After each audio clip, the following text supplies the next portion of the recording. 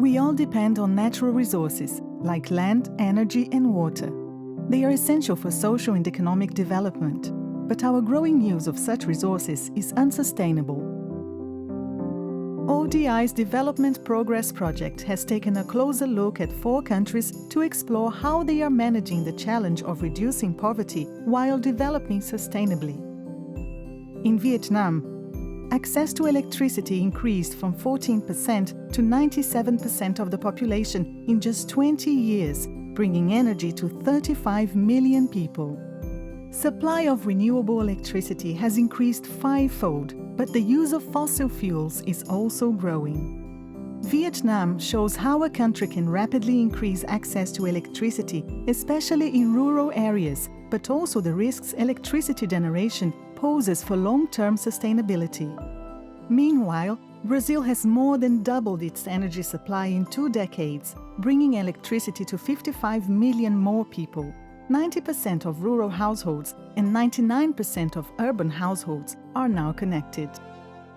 In 2010, 45% of its energy came from renewable sources, such as hydropower and ethanol. These lower Brazil's greenhouse gas emissions, but also have consequences for biodiversity and indigenous communities. Brazil's challenge is to match progress in energy production with gains in energy efficiency, while limiting any negative impacts of its green energy supply. China has lifted nearly 600 million people out of poverty since 1990. Increased agricultural production has driven progress, but has also put pressure on water resources, especially in the north. China is moving towards more sustainable agricultural water management, balancing the water needed to grow food with the water needed for industry and urban areas. Efficiency has also increased to produce more crop per drop.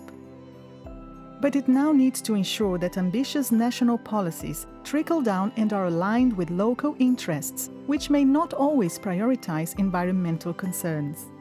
In northern Burkina Faso, the Sahel Desert is spreading into densely populated areas. But over the past 3 decades, 200 to 300,000 hectares of land have been reclaimed, thanks to innovative farming methods that mix traditional practices with new ideas. This is producing an additional 80,000 tons of food per year, benefiting 500,000 people. More support is now needed to join up areas of reclaimed land and sustain these fragile gains. Humanity depends on the world's natural resources. How we manage them determines not just who benefits from development, but also the longer-term sustainability of these gains. Too often, progress in social and economic development takes priority over environmental sustainability. It's time we correct this imbalance for our collective future. Find out more at developmentprogress.org.